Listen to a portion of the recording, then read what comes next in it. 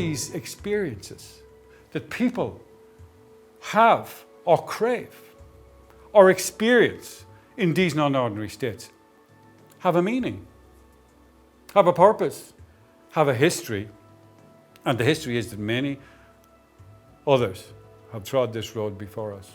The yogi, the shaman, the spiritual seeker.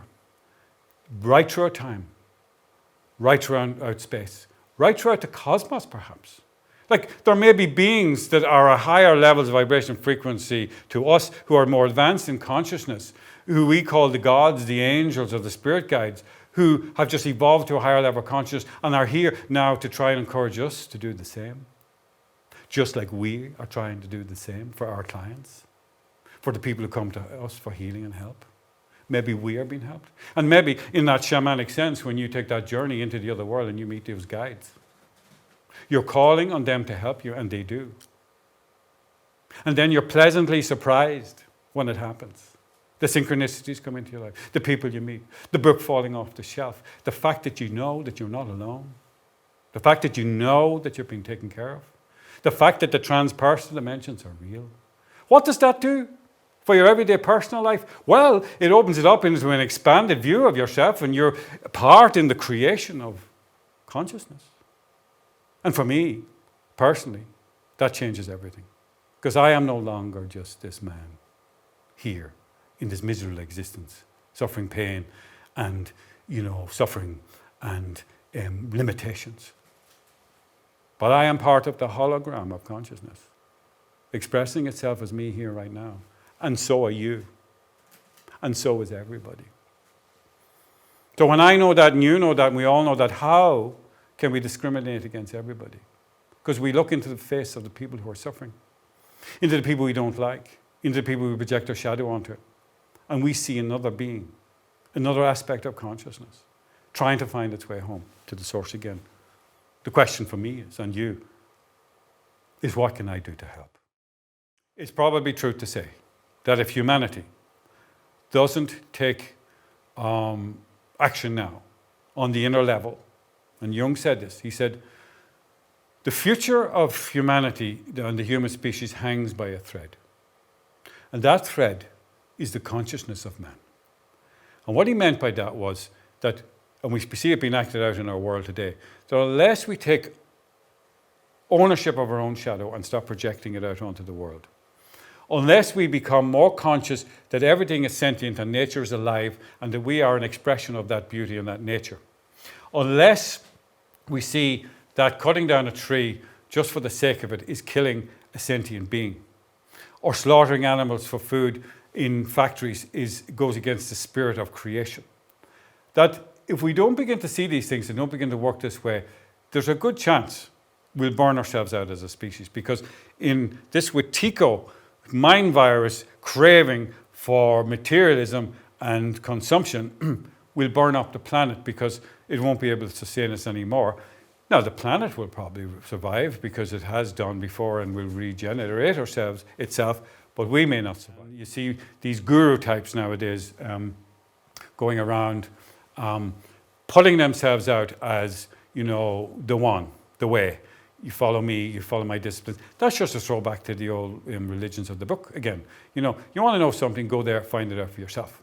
Because what we're talking about is getting in touch with the supreme cosmic principle directly. I felt I was losing my identity. I was dissolving into this light. My vibration was going so high, and I was terrified. And I stopped it eventually. It took a lot to do. And 7 years later, it took me 7 years to get back to that experience. I was so thrown by it. I had the experience where I dissolved into that light, became the radiant divine, experienced oneness and creation with everything. And it was the most beautiful experience I've ever had. And it has motivated me. It has influenced me. It is why I live the life I live now. It's why I do what I do today. It's because of that experience, because I had the realization that everything is one. One is everything. We're all aspects of the divine creation. Everything is a manifestation of God, or whatever you want to call it. And that we all have a part to play in the evolution of consciousness.